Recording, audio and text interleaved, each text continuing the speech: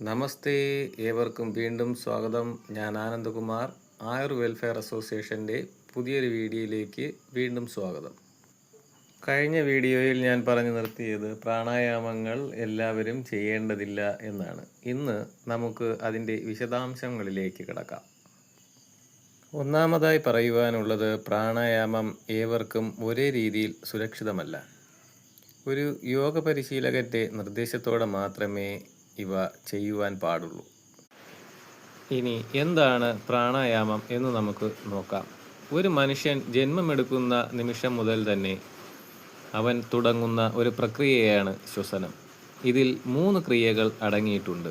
ശ്വാസം ഉള്ളിലേക്ക് എടുക്കുന്നു, പുറത്തേക്ക് വിടുന്നു. ശ്വാസം എടുക്കുന്നതിനും വിടുന്നതിനും ഇടയിൽ ഒരല്പസമയം ഈ പ്രക്രിയ നിലയ്ക്കുന്നു.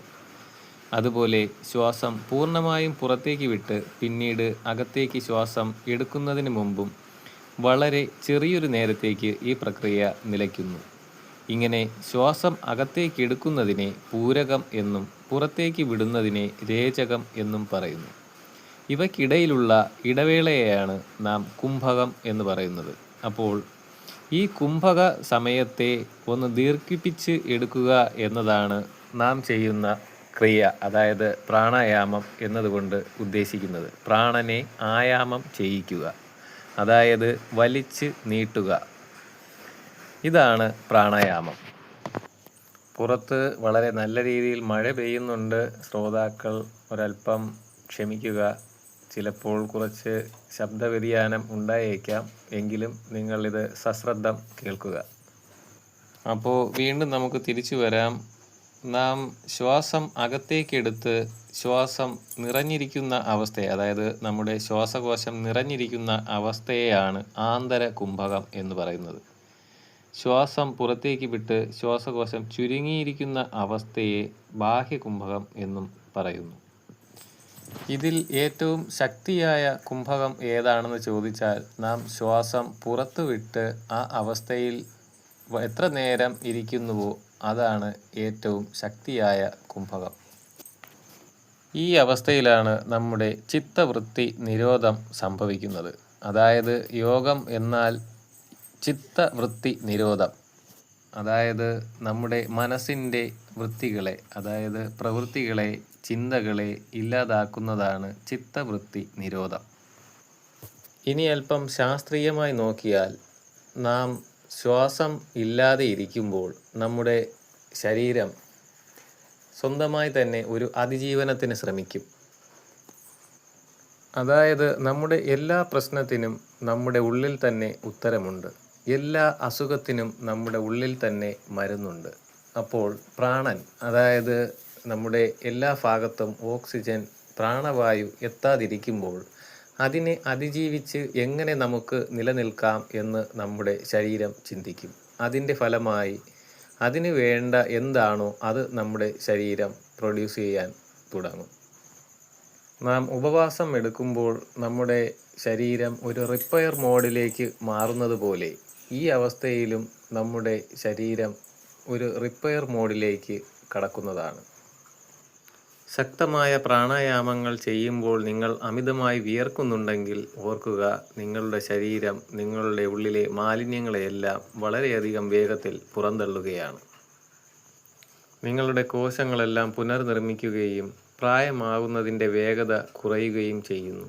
ഇനി അഥവാ നിങ്ങൾ ഒരു 60, 70, 80 വയസ്സുള്ള ഒരാളാണെങ്കിലും ഈ യോഗ സാധനകൾ മുടങ്ങാതെ ചെയ്തു വന്നാൽ നിങ്ങളുടെ പ്രായത്തിൻ്റെ പ്രസരിപ്പ് എന്ന് പറയുന്നത് 20, 25 ഒക്കെ ആ ഒരു ലെവലിൽ തന്നെ നിൽക്കുന്നതാണ്.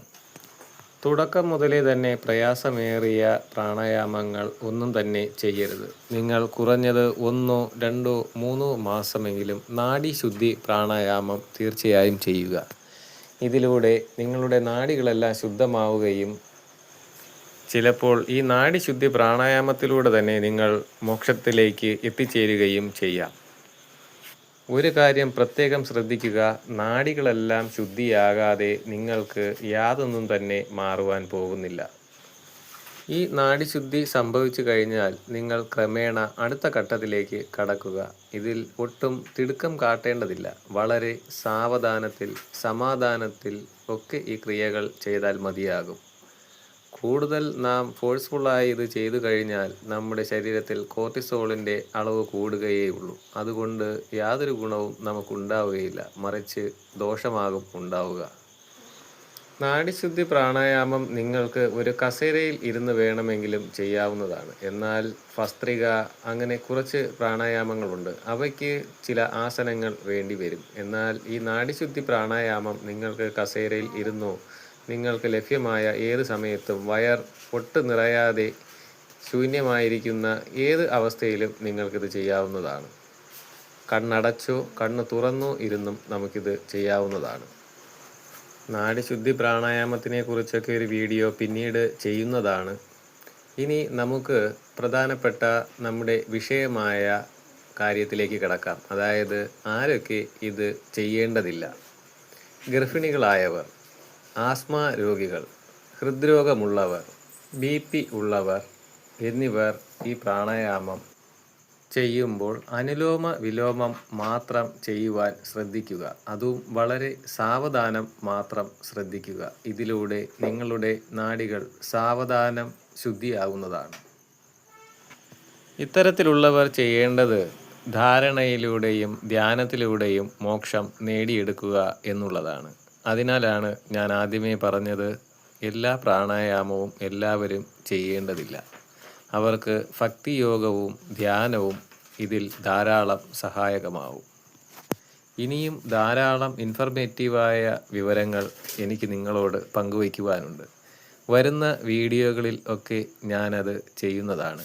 അപ്പോൾ ഏവരും എൻ്റെ ചാനൽ സബ്സ്ക്രൈബ് ചെയ്യുക, ഷെയർ ചെയ്യുക, ലൈക്ക് ചെയ്യുക, കമൻറ്റ് ചെയ്യുക.